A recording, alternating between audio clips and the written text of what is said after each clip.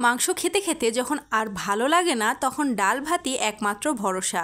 আজকে রান্না করলাম ঝাল ঝাল আলু ভর্তা আর মসুরের ডাল, সাথে খেলাম বছরের প্রথম কাঁঠাল। সব কিছু মিলিয়েই থাকছে আজকের ব্লগ।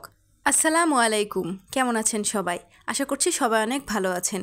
আলহামদুলিল্লাহ আমরাও বেশ ভালো আছি। তো আজকে ব্লগটা শুরু করলাম আমার মায়ান বাবুকে দিয়ে। বাবু এখন বসে বসে খেলছিল মাশাল্লাহ।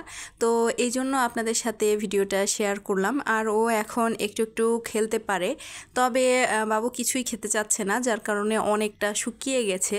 এই জন্য অনেক বেশি টেনশন হয়, কিন্তু আমি হাল ছাড়িনি। সময় করে করে কয়েকবার ওকে খাওয়ানোর চেষ্টা করছি, যতটুকুই পেটে যায় সেটাতেই আমি সন্তুষ্ট। তবে একটু পেট ভরে খেলে সব মায়েরই ভালো লাগে। সবাই আমার বাচ্চাটার জন্য দোয়া করবেন। তো এরপর আমি চলে আসলাম দুপুরে রান্নাবান্না করতে। এর মধ্যে আমরা সকালবেলা রুটি বানিয়ে খেয়ে নিয়েছি, তারপরে এখন আমি চলে আসলাম দুপুরবেলা রান্নাবান্না করতে। এখানে অনেকগুলো আলু কেটে নিয়েছি আর ভাতের চাল নিয়ে নিয়েছি। এখন ভাত বসাবো। টানা কয়েকদিন ধরে মাংস খেতে খেতে আর ভালো লাগছে না, তো এই জন্য আমার হাজব্যান্ড বলল আজকে একটু হালকা পাতলা খাবার রান্না করো। হালকা পাতলা বলতে আমাদের বাঙালির তো এই ডাল ভাত ছাড়া আর কিছুই নেই। তো সেই জন্য ভাবলাম যে অনেক দিন আলু ভর্তা আর ডাল খাওয়া হয়নি, তাই জন্য এটাই করে ফেলি ঝটপট। তো এখন আমি চাল আর আলু ভালো করে ধুয়ে নিচ্ছি। এরপর আমি এটা রাইস কুকারে বসিয়ে দিব। ভাতও হয়ে যাবে, পাশাপাশি আলু সিদ্ধটাও হয়ে যাবে।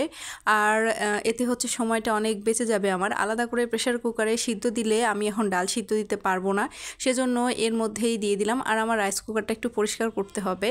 আর এই তো এখানে আমি ডালও ধোয়ার জন্য চলে আসলাম। আমরা মসুরের ডালটাই বেশি খাই, তো ভালো করে ধুয়ে নিয়েছি। এরপর প্রেশার কুকারে বসিয়ে দিলাম একটু লবণ আর একটু তেল দিয়ে দিলাম, যাতে সিটি ওঠার সময় ছড়িয়ে না পড়ে। তারপর চলে আসলাম এই তো বছরের প্রথম কাঁঠাল খাওয়ার জন্য। এই বছরে আর কি কাঁঠালটা খাওয়া হয়নি, আমটা খাওয়া হচ্ছে কিন্তু কাঁঠাল এখনও খাওয়া হয়নি। তো এই কাঁঠালটা আমার নানি বাড়ির, আমার নানি আসার সময় নিয়ে এসেছিল। তারপর আম্মু এটা ভেঙেছে আর আমার জন্য দিয়ে পাঠিয়েছে। এরপর আমরা দুজন বসে কাঁঠাল তার সাথে একটু মুড়ি খেয়ে নিলাম। আমার মতো কে কে কাঁঠালের সাথে মুড়ি খেতে পছন্দ করেন কমেন্ট করে জানাবেন। তবে বছরের প্রথম কাঁঠাল খেলাম তো ভালোই লাগছে, কিন্তু কাঁঠাল আমার ফেভারিট ফল না। আমার ফেভারিট ফল আম, কিন্তু খাই, মোটামুটি খাই, তবে খুব বেশি ভালো খাই তা বলবো না।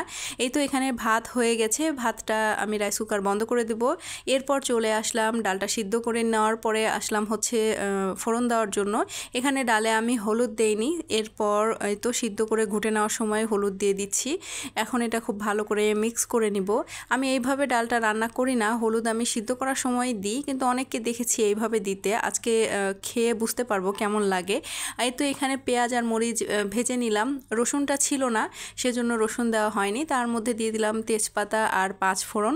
তেজপাতা আর পাঁচফোড়ন দেওয়ার পরে এর মধ্যে ভেজে নিয়ে আমি ডালগুলো দিয়ে দিব। আমরা ডালের ফোড়নে তেজপাতা দেই, আপনারা কারা কারা খান এইভাবে আমাকে কমেন্ট করে জানাবেন।